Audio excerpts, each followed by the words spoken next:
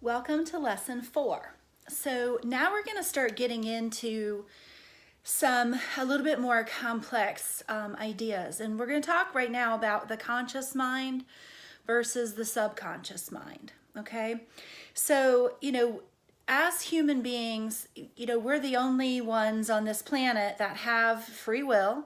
We're not driven purely by instinct. And we have the power of co-creating through the power of our thoughts and our emotional state. And, remembering that from lesson 1, our emotional state, how we feel, is everything. That is what the universe responds to. It's what we call our our universal currency. Okay, so let's look at a couple of ideas about the subconscious mind. And if you follow along with me on your worksheet. So the first of all is the subconscious mind actually does control 95% of what we think, say, and do. So it is the main driver behind everything that we do. So everything that comes right out of the conscious mind first started and was planted and generated from the subconscious mind. So the second thing is that it has no free will. It does not get to choose what gets planted there. So whatever shows up at the door of the subconscious mind gets planted, gets put there, gets accepted. There's no conscious choice there of what goes in or not. Okay, so that's kind of interesting and, can be a little dangerous, especially if we're not aware of how this part of our mind works. It's also like a tape recorder. So it's always playing. It's just going in circles around and around and around, just like programming. It is most vulnerable and does the most recording in the first 7 years. So in the first 7 years of our life, our brain is in what's called a theta state. And that is a place of receiving. It's a receptive, it's a lower vibration. And so it's almost hypnosis. So it's recording all of the programming in the first 7 years. So everything that you were taught in those first 7 years becomes imprinted in your subconscious mind. It becomes your belief systems. It becomes how you think, feel, and say about most everything. So more than likely, however your parents feel about money or politics or religion is probably pretty similar to how you feel. Now, that doesn't mean that along the way you might have some experiences that cause you to stray from that. That's fine. But for the most part, everything that you believe now was programmed in your first 7 years. All experiences get stored in the subconscious, the good stuff and the bad stuff. So, imagine if you had to go through life consciously remembering everything that you've ever experienced. So it's kind of, we wouldn't be able to function, if we had to consciously think about everything that has happened in the last 40 years. Especially if we had to remember childbirth. It's probably a pretty traumatic experience in itself.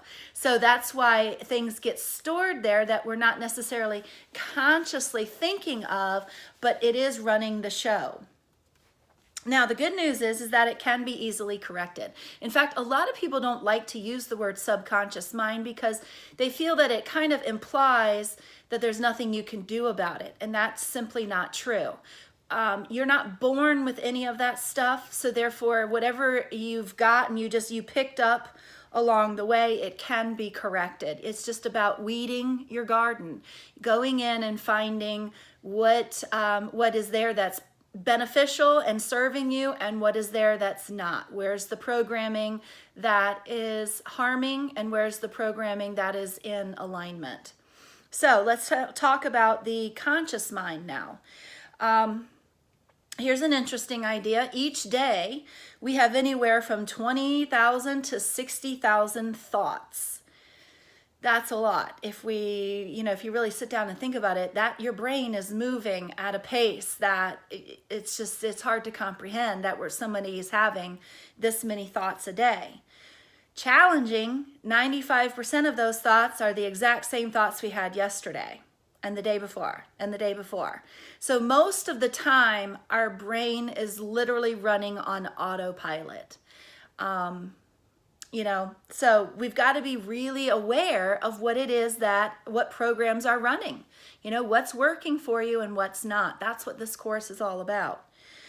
So also it's important, we mentioned this before, to identify that truly most of the beliefs that we carry don't actually come from us. They were taught to us either from a teacher or a friend or a parent. Most of our beliefs are not original from us. They came actually from outside of us. And, a belief is just a thought that we've had over and over and over. We've just had this thought so many times that we've believed it to be true. And so knowing what we now know about the law of attraction, what you focus on expands, energy is vibration, universe responds to that. When we have beliefs, okay, that creates an emotional response within us. It's a thought, it creates the emotional response, and then the universe responds to that. And so we've literally been creating our lives based on our beliefs all of this time. So, most important about the conscious mind is that you are not your thoughts. You are not controlled by your thoughts. You can learn to become the observer of your thoughts. You were not designed to come here to be controlled by the ego brain. That is not who you are. Remember, you're not here, you're here, okay?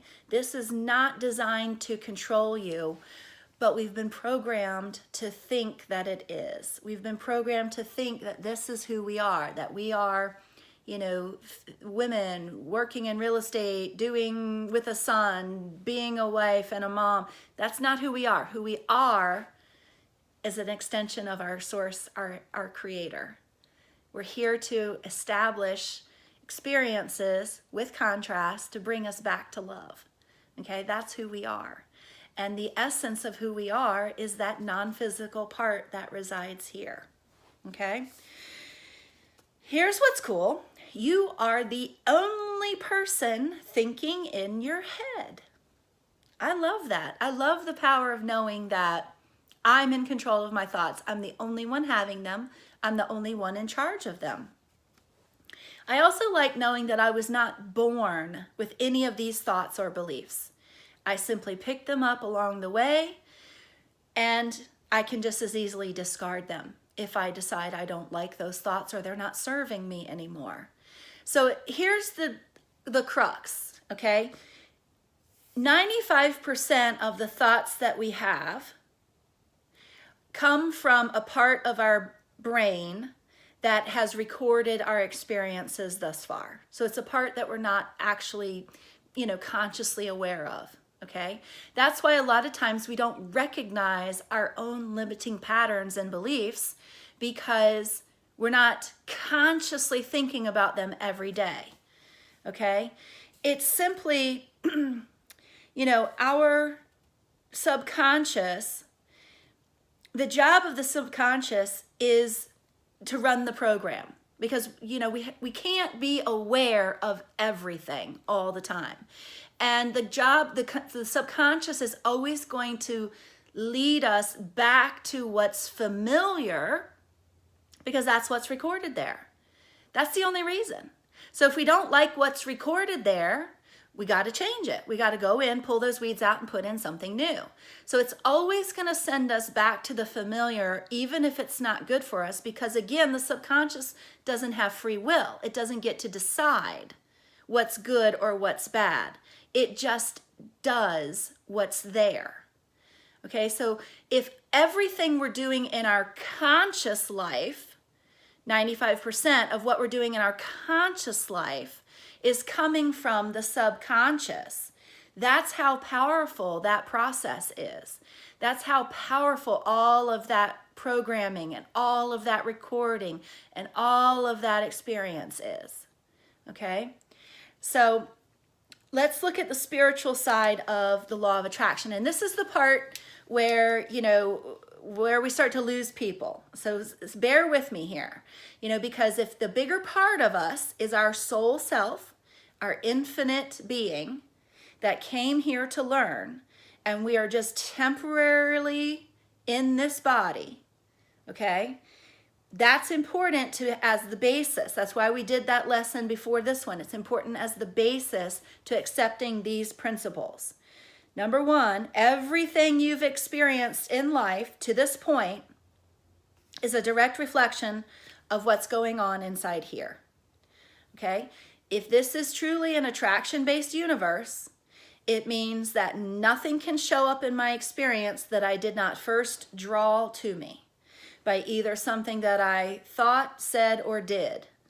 I created a vibration that matched that vibration, and that's why that experience happened. And remember, all of these things happened for the benefit of growth, soul expansion. But I'm the creator, all of the good and all of the perceived bad. I brought that in. I'm the creator of my reality based on the thoughts and beliefs and actions that are stored in my subconscious mind. That's what's coming out into the conscious mind. So whatever's back there is causing me to think, say, and do in my everyday conscious life. Okay?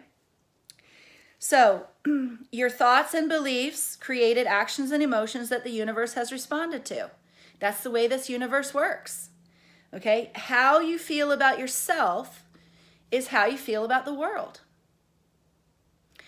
You cannot see anything outside that is not first held within. It's physically impossible for you to view something outside of you as anything if you don't first hold that emotion or experience within. You cannot give what you do not have.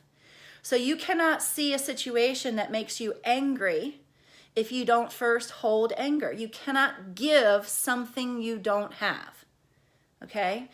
And because our natural state is love and light, if I'm giving something other than that, it's because I have it. I can't give it if I don't have it. The bigger part of me, the natural state of who I really am, is an extension of source, which is pure love and light. Now, this is not about judgment, because we're all here learning the same stuff. We're all experiencing the same things. Okay, so there's contrast is good. The challenge is that when we don't get to fully express the emotion that we feel, and it creates an unhealed wound. Okay, or we become and we stay unaware of how all of this stuff works.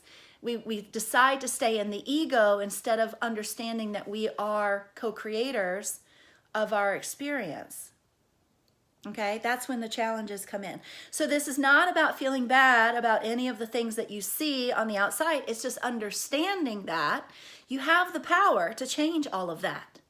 Okay, how we change the outside is always going to be a reflection of the inside. It's interesting because in the however many centuries of life we've had on this planet, we have yet to regulate people into morality. We're not going to do that. All of that starts here. If you want to change the world, you have to start with how you're viewing it. You have to start with how you're feeling about it, because all of your emotion creates a vibration which attaches to the grid on the universe. It attaches to it's an emotional, it's a unity consciousness. It's an emotional consciousness. They've done so many studies, and we'll get into this in another lesson, about the power that one person's positive thinking can have over masses. How one saint can change the vibration of thousands of people. So we know this to be true. Okay, so this is about understanding how this works, going back and seeing how all of these things that are programmed in our subconscious, instead of having the wounding behind it, we want to have the experience and the wisdom of it. We want to shift our reality. We want to shift the way that we're looking at these experiences as they're happening for us instead of to us. Every experience is here to teach you. Nothing comes into your experience that isn't meant for you. Okay? So this is a big one. You might want to watch this video or reread these notes a couple of times just so that these ideas can become, implanted, embedded, and really start to understand, why do people keep doing the same thing over and over again, even though they know that it's going to have the same result? Because that's what their subconscious is directing them to do, because it's the familiar program. Even though it might not be good for them, it's the familiar program. Just like with addiction. Why do addicts keep going back and back in the same cycle? Because until you go back into the subconscious and start looking for the wound that created the addiction, the wound that created the misalignment, the trauma, the circumstance, the beliefs that created the unworthiness, until you go back in and start pulling those weeds, your subconscious mind is going to keep sending you down the path of familiar, even if it's not good for you. It's going to keep sending you down that path of you're not worthy, of you don't deserve this, of this is how you do it, because that's what it's familiar. And 95% of everything we do comes from that part of us. So it's super, super important, while we're learning to balance between our ego self and the bigger soul self part of us. When we return to remembering who we are, the bigger emphasis comes on that soul part. The smaller emphasis goes on the ego part. But again, that's just a program. That's a program that needs to be rewired. It's learning who you are. Pull the weed. I'm not my ego self. Plant the flower. I am the bigger part of me, my soul self. I am infinite. I am magnificent. I am worthy.